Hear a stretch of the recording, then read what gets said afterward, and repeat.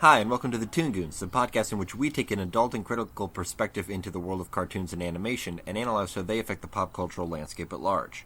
I'm Nikki. I'm Nina. And I'm whelmed, and also Tooch. Yeah, we've got a hell of a show to talk about this week. It's Young Justice.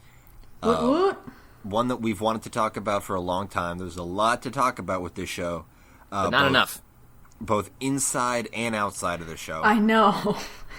It's a monster. Yeah. Woo! But as always, first we'll start with some Toon news. Yes. Before I start with my news, I want to open it up to the audience and say, if there's a news story that you hear about and you want us to cover it, either you want to hear our opinion on the show or you want us to, talk about it so other people know about it, shoot us an email with the story if you really think it's something that would work for our show. Nina gathers almost all the news. If you're a regular listener, you'll have heard how proud Tooch and I are whenever we have a news story. And, Nina's one woman, so... Yeah. Obviously she can't get everything. Yeah, so there's definitely things I might miss, and, if whatever corner of the internet you exist on that's different from mine and you find out about something, I would really appreciate the help. It's fun. All right. And that request, I guess, also applies to Tooch and I. Well, yeah, obviously. So we're going to start off with our favorite organization ever, the Academy. Oh, those guys. But with good news at first. Good news, generally. Miyazaki has received an honorary Oscar this past week. We know that, if you don't know what honorary Oscars are, it's this award that the Academy gives as years of contributions to the motion picture industry. It was a ceremony last Sunday. Today is the 10th of November. Oh, yeah, that thing. I was about to say that. So they were finally oh, yeah, we should maybe acknowledge this person. The reason why they did, and honestly, Miyazaki was pretty open about this, and he says, somebody must have been pulling the strings. Maybe Pixar Chief Creative Officer John Lasseter. It was definitely John Lasseter. It was completely John Lasseter. Oh, John Lasseter there's this great... John Lasseter is the one who actually gives him the award in the ceremony, and he's, of course, can't keep his damn hands off the poor old man during the entire thing. There's a video up of, Miyazaki receiving the award, and Lasseter's just, holding his chest and his back and his neck, and it's really creepy and weird because John Lasseter has the creepiest boner for Miyazaki-san.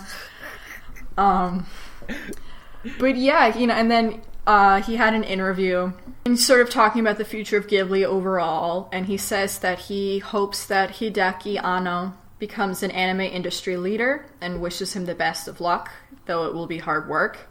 He says he's going to continue to make short films for the Ghibli Museum. On the state of Studio Ghibli, he simply replied, I don't anymore.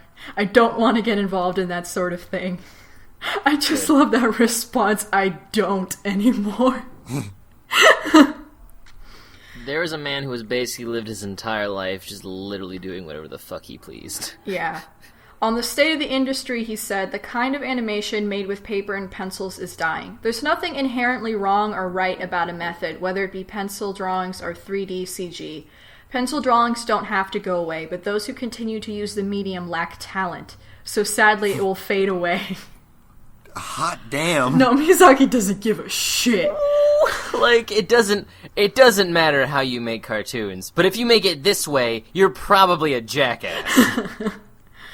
And then on his retirement, he said, I intend to work until the day I die, though I have retired from full-length films, but not from animation. Which is what we've all sort of assumed at this point anyway. Yeah. But, his acceptance speech was really weird, because he opens it with saying that, my wife told me I'm very lucky, and he sort of lists all the reasons why he's lucky. And of course he has to talk about war, because he always has to talk about war, and he's like... Really, even in his life? Yeah, he's like, I am very lucky that in the 50 years that I have been doing animation, Japan has not gone to war. My God. funny because of how not funny it is. It's funny because Miyazaki-san doesn't give a fuck about anybody and what they think. But yeah, there's a whole interview that I believe it was Variety who did about his acceptance, so you can look that up. Crunchyroll did a piece. That's where I got my source from. Not Crunchyroll, Otaku USA. That's where I'm reading my article from. And then there's like a short YouTube clip of his very, very awkward speech and the John Lasseter and all these people, and it was a very entertaining thing that happened, I think. So now we said, of course, John Lasseter, but should we explain where we're coming from there? Because I don't think everybody's seen that documentary. Oh, yes. John Lasseter, as I said, he's really the guy that is making Disney come up. He was the Pixar chief creative officer for a long time, and he's sort of been promoted to just head of Disney overall. So he's like a really big, important guy in the industry and in Hollywood. But he super loves Miyazaki. Whenever you buy a Disney release DVD of one of the Miyazaki movies, before you get to do anything, you say play movie and you just want to play the movie, and you're stuck with a 5-minute clip of just John Lasseter's fat, sweaty Hawaiian shirt body just adoring, furiously jerking it. He's just talking for 5 minutes about how great this movie is and how much you're gonna love it, and you can't skip the damn thing. It's in front of every movie every time you press play. And he is really the reason why Ghibli films, he orchestrated the Disney Ghibli deal because he loves Ghibli and Miyazaki so much. And, Miyazaki, is, of course, very grateful, but I can understand how he'd be a little off-put by this very touchy man. Yeah, there's this documentary that I think was called Thank You, Lasseter-san. Yes.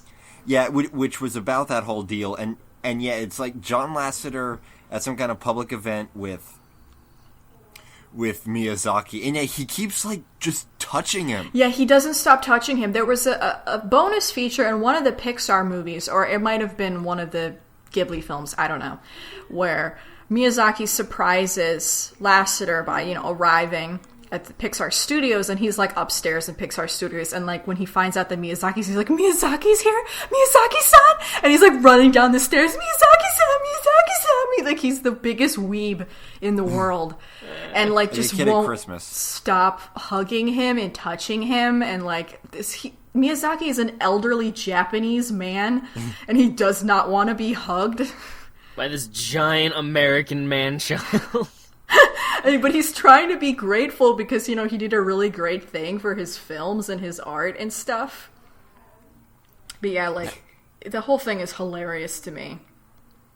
I think the thing to take away from everything the Academy's done for Miyazaki over the years is the fact that they still refuse to even glance at anything unless it's directly affiliated with Disney.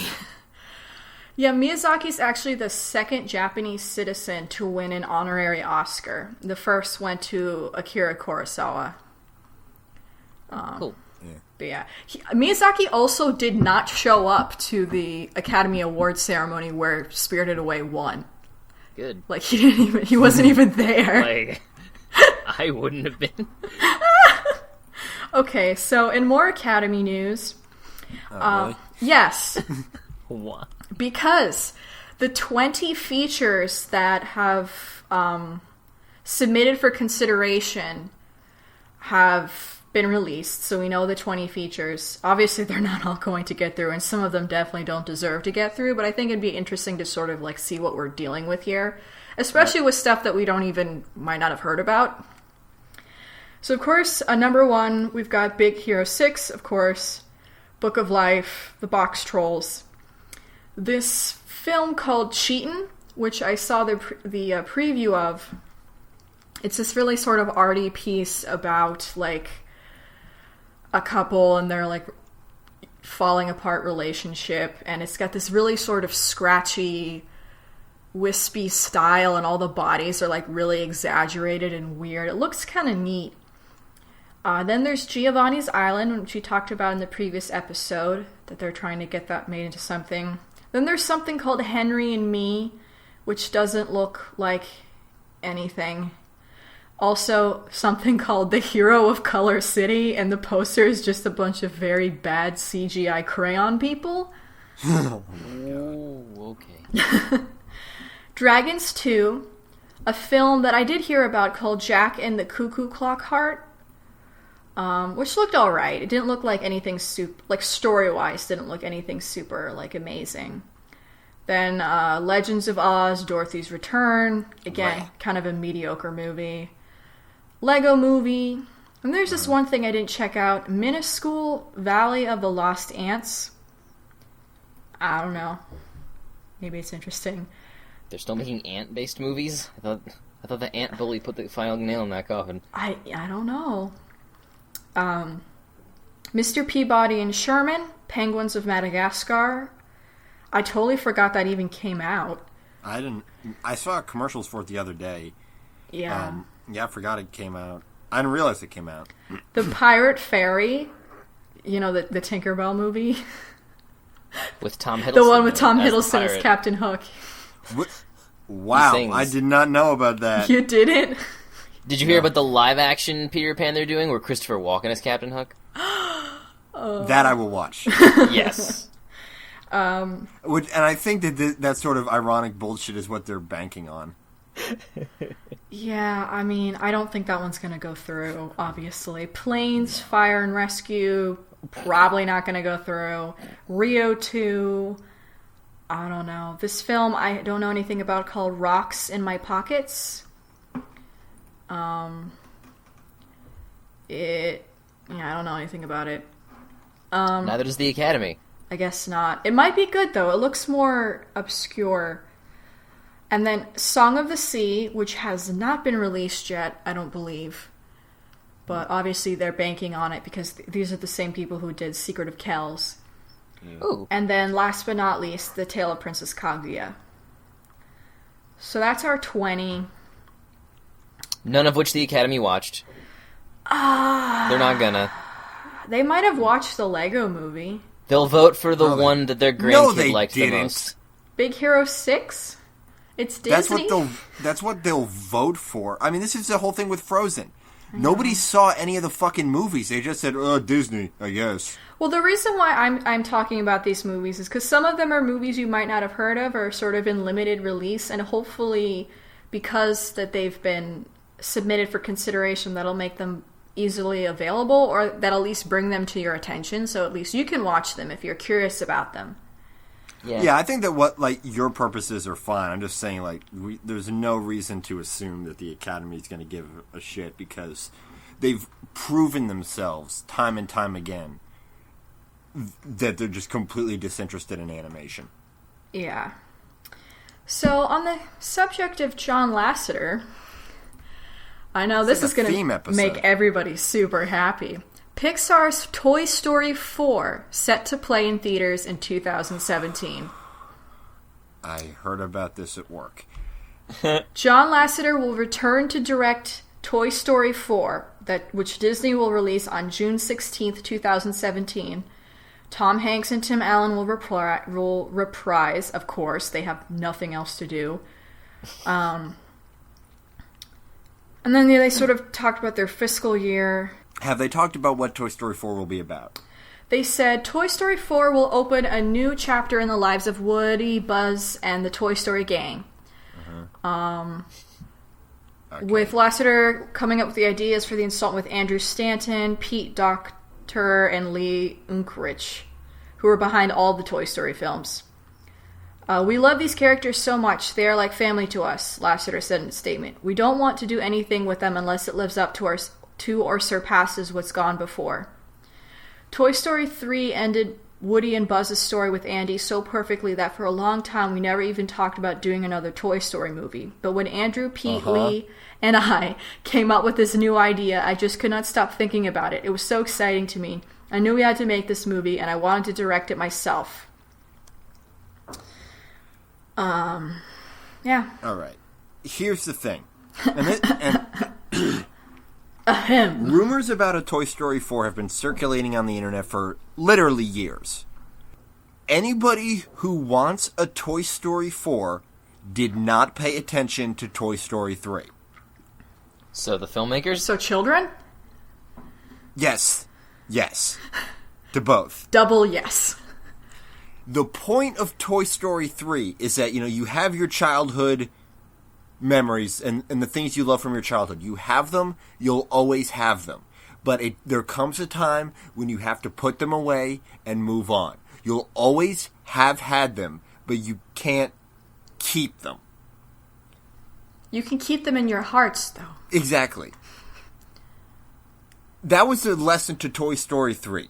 The lesson to Toy Story 4 is, we could use another $3 million. Yeah. I mean... I agree that the film is entirely unnecessary. I do, however, think that it will be... It will be perfectly fine as a film in a vacuum. But it's not in a vacuum, so I'll always... I agree with that. I felt like they were doing fine with those spin-off shorts, like Toy Story of Terror and the Christmas one coming up, Still haven't seen those. That's fine.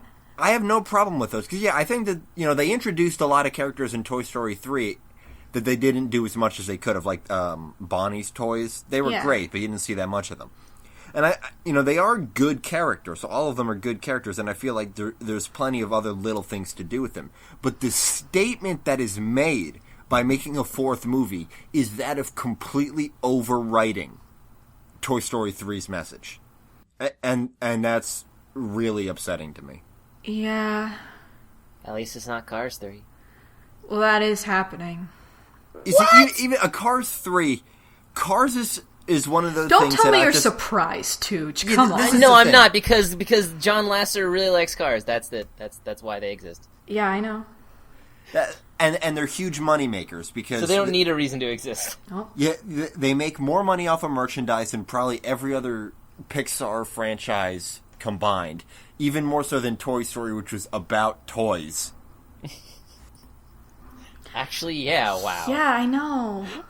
Man, what if they fucking just completely shit the bed, jumped the shark, and, there's a bunch of Cars toys in the Toy Story universe, so technically it's crossover. Honestly, that wouldn't seem like... that seems like something they would so do. John Lasseter is kind of crazy, you guys. No one man should have all that power. I think he's kind of insane. I think I'm very scared of him. He's the Kanye West of animation. The Hawaiian shirt has, attached itself to his brain and is destroying his judgment. Yeah. Because you already had the poor judgment involved with putting on the Hawaiian shirt in the first place. I mean, there's a whole history with his decisions and stuff. He's done good stuff, like getting rid of the direct-to-DVD sequels and things like that. But then, if he just doesn't like a project, he kind of sabotages it. That sort of happened with Treasure Island, I remember. That movie Treasure Planet was going to be more than it was, but he was like, I don't want this movie to exist. So, no. Also, did the direct-to-DVD sequels really hurt anything? People like Lion King too. I mean... Didn't he also have a problem with Bolt? Yeah, he had a problem with... all of those films that have become called the Lost Age of Disney, the films after the Renaissance, all of those films, he was the one who was like, I don't like any of this shit. I'm just gonna shove these under the rug. Didn't he also have that problem with Lilo and Stitch? Yeah, I think so. And Lilo and Stitch was great. He's an idiot. I obviously don't know everything, but I think he definitely had a really big part to play in why the movies of that era were not up to snuff. Because he actively did not believe in any of them. It did not help or support them. Because that was the time when Pixar was on top of the world, and that's who he had all his cards staked in. So in a way, he's responsible for that period of time when everybody was like, I guess 2D animation's dead. Yeah. Because he sabotaged it. I mean... oh my god, it's a mirage. And now there was actually a Wired article where they were basically crediting him for the new renaissance of Disney, which we're living in now, and all these, So it's like, okay. I don't think I like any of this. But, that's us being very political. New Renaissance? Where? I don't see Frozen. one. They just keep making movies. Frozen. Frozen changed everything, you guys. Frozen changed nothing. It was ridiculously successful, and people won't stop singing the song. That's about No, it, but really. critics, I don't understand critics. They, went cuckoo bananas. They thought it was the most different, amazing thing Disney hasn't done in years. And I was like, really? Okay. I liked it. There's so many white people. They haven't done that in forever. I mean, I liked Frozen. I liked it enough to too. see it twice in theaters, but, It's fun. It's a fun movie, but I like it. Yeah. I mean, I think what's most notable about Frozen, it is the highest grossing animated film of all time, which I think is more than anything an indicator that they're getting better at marketing these movies overseas. yeah. That's why it is. Because if you look at the highest grossing films, I was researching this for our Box Trolls episode because I wanted to see how badly the Leica movies actually did. And I found out not that badly, but, I guess badly by Hollywood standards. We talked about this. But, yeah all of the highest grossing movies, at least animated movies, all from the last 3 years. Yeah. The newest Ice Age was super high grossing. Despicable Me 2, which I know from, Hispanic Family on Facebook, seems to be a pretty big deal in Latin America. I don't know why. I mean, It's not... Yeah. I have no problem with Despicable Me. I never saw the second one, but I have nothing against that movie. It's fine. It's exactly what you'd expect it to be. Yeah, it's fine. It's whatever. Yeah. Well, anyway, I have some other stories. I've already gone pretty far. Okay. This has been interesting. Don't sell yourself short. Alrighty. Okay, so next in some anime news, this is a very selfish story for me. Okay. A second season of Sailor Moon Crystal has been announced. It's going to be called Sailor Moon Crystal Black Moon. It's sinister. It's going to cover the Black Moon arc, which was essentially the Sailor Moon R series of the original TV series. It's going to have Chibi Usa in it. And it's scheduled to start January 2015, so pretty close. Is this the arc where she falls in love with the Pegasus? Like the Pegasus boy, but she doesn't know it's a boy, so it's creepy for her a little bit? No, this is when we first meet Chibi Usa, when she first comes from the future. Okay. And they're like, what? We have a daughter in the future? Oh, what? Yeah. Oh, sweat drop. Yeah, because I know a lot of people were wondering if they, after Sailor Moon Crystal, this first arc, if they were going to tell the entire story. I thought that was the whole point. Wasn't the whole point to be even more faithful to the manga? Well, I guess. It was, but really just for that first... There was no guarantee they were going to continue with it. But obviously it's been successful enough that they want to. So they're going to. So I can't wait to see what Chibiusa looks like. Well, at least I know what her face is going to look like. The same as all of their faces. There's actually... As if that wasn't a problem in the original version. They released a second season key visual poster for it, so you can see what she's going to look like. Yeah, but I liked their faces in the original version. You like their face?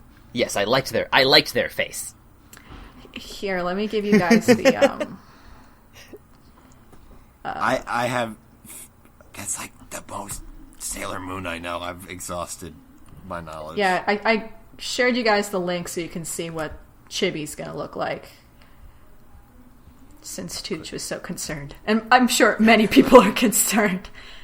Because this show's pretty infamous for its really bizarre art direction. Even though it's Sailor Moon and I love it unconditionally, despite that. Yeah. She looks good. She looks good because they have to make her smaller so they can't give her giant legs. Yeah. She's supposed to be like, what? Chibi. 10? She's chibi. Yeah. Okay. So the last story I have is something pretty different from what I normally do. I normally don't like to talk about Kickstarter projects on this show because that's something that could be easily get out of hand. But this project is something that I've kind of been looking forward to for a while, and it's got a lot of really great people attached to it. And it's totally up our alley, so I thought I would talk about it and see what you guys think. Okay. So it's called Cannon Busters. and it is created by LaShawn Thomas, who I've talked about before. LaShawn Thomas, he worked on the Boondocks and Legend of Korra and Black Dynamite, and he did this series where he went to work abroad in South Korea and the actual animation studios to actually see how the actual production of animation works. And that's when he first started developing this project, which was back in like 2005. So this is sort of a long time coming. Other people connected to the project is Joe Madureira. The comic book artist. He's worked on Uncanny X-Men, and he served as the creative director for Darksiders. Yeah, I was just going to say, which, I mean, the art direction in that game was a fucking mess, but... Okay. Well... Have you seen the design of the main character? Like, at the risk of using somebody else's better joke, there's a zero punctuation that said that he looked like the art designer sat down, started drawing him, and never stopped. Okay. Well, here's somebody that you might be more excited about. Thomas Romaine, who's going to be the mechanical designer. He was the co-creator of Code Lyoko and the co-director and character designer of Oban Star Racers. And most recently, and relevant to us, is that he designed all the vehicles and spaceships in Space Dandy. Ah, cool. Yeah, he's rad. Super rad, cool guy. And then we also have a guy, Tim Yoon. He's worked on Batman Under the Red Hood, The Legend of Korra, and some music video stuff. And then we've got another guy called Bahi JD, who's worked in the Skullgirls video games, Watanabe's Kids on the Slope, Space Dandy, Ping Pong, and the most recent Ghost in the Shell production. So we've got a lot of cool people, I think, overall, working on this. And this thing just looks super fun. The whole point of it is that they want to make an action-adventure cartoon for an older audience, and that's the sort of thing that you can't really get a network to do. Like LaShawn's talked about, he's been pitching this literally since 2005, and nobody's really wanted it to take. So, he's thought about this for a very long time. It's not like he's like, oh, I just want this money. Like, this is something he's been thinking about and working with a lot of people, and there's a lot of stuff already made. And we already have these characters. The story follows the adventures and exploits of Sam, a high-end royal-class friendship droid who is joined by a quirky, discarded maintenance robot and a brash, deadly fugitive. Together, the unlikely trio embarks on an unforgettable journey in a fantastic and dangerous world in search of Sam's best friend, to heir of a powerful kingdom under siege. Tragic robot, I'm sold. Yeah. It's described. LaShawn describes it: if the Wizard of Oz meets the Hidden Fortress with influence derived from Escaflowne, hip hop, and classic RPGs, you get Cannon Busters. I like all those things that I recognize. Yeah, it's like a road trip story, and like there's all these crazy cool characters. It's very anime inspired. The detail on the art is incredible. All the line work and the character designs are, really out there, and being able to see them move is kind of crazy, because this sort of started as a comic in his head that he's been working on for a long time. But there's a lot of production and stuff they've already done. It's not like they're starting from scratch, like they've been working on this for a while. And what they want is to make a pilot. And, depending on how much money they get, they'll make it longer, because making an animated anything is really, really, really fucking expensive. Like, yeah, millions of dollars if you want to make an actual show on the internet, not like a good, well-produced show on the internet, not even something on TV. So I really believe in this project. I'm very excited about it. Of course, I'm not gonna pressure anybody. They're about halfway to their goal, and they have 22 days to go. That's pretty good. Yeah. Yeah, they got the, I saw them on Twitter, they got the Ego Raptor bump, so, yeah.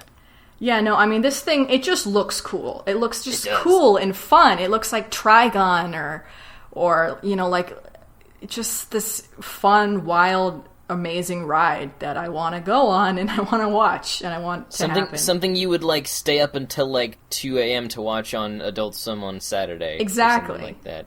One of those old chestnuts. And these kinds of shows aren't really being made anymore for this kind of audience, of this kind of like genre, so it's neat to see something like this come alive, so I just wanted to share it with you guys. Give it your money. If you have money. Or just, promote it. If you don't have money, that's fine. Sell your blood to people. You're not using all of it. It doesn't even have to be a hospital. I know plenty of people who will take your blood. Yeah, just take it right out of there. It seems cool. The one thing that has me a little bit skeptical is that their goal is to make a pilot. Now, obviously, like you said, that takes a lot of money to even get that far off the ground, but what kind of makes me skeptical is that, you could give this money and they could reach their goal and they make the pilot and the pilot could never go anywhere. Yeah. Yeah. I mean, I'm sure they would want. I'm sure they considered like kickstarting an entire series, but like the money, like they would never make that much money to do it. So they would need it would be like ridiculously unreasonable to ask for an entire. This is basically their only option set. Well, here's the thing, and they actually have a really nice breakdown of like where the money is going, which they don't. Kickstarter doesn't always do. Like 60%. That should really be mandatory. 60% is the main production, animation, dialogue, track reading stuff. Then the second highest is, 10% voice acting, post-production incentives, then, Kickstarter fees and stuff. But, like, looking at the pie chart, 2/3 of it is actually going to just making the animation, and that's not even counting, like, sound design and vocal recording and stuff, and paying the actors. So, I mean, they're not stealing the money.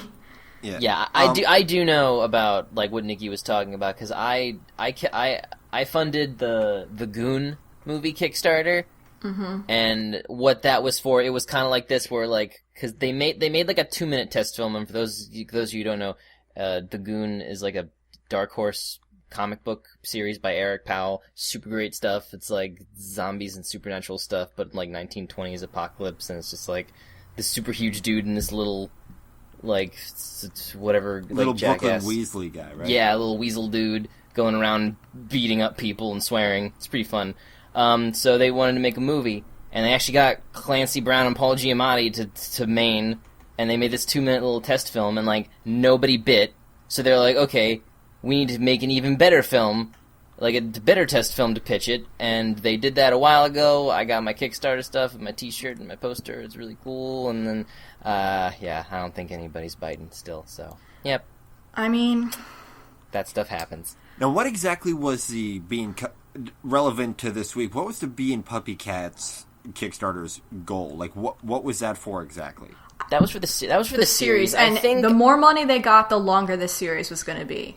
Oh, yeah. Like, they had number of episode marks. Now, that's also a bit different because they already had a network for it. It's like, the network wants to do it, it just doesn't have the money. So, it has a platform.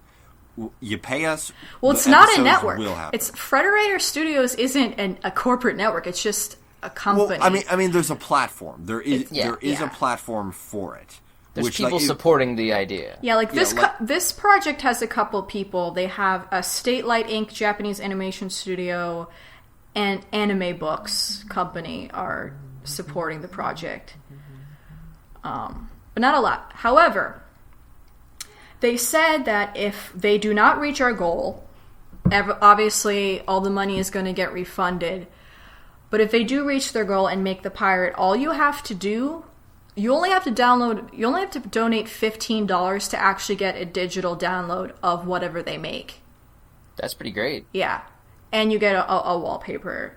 And, well, obviously. But, like, you only need to pay $15 to actually get the thing if they make the money to make it. If they don't, you get your money back.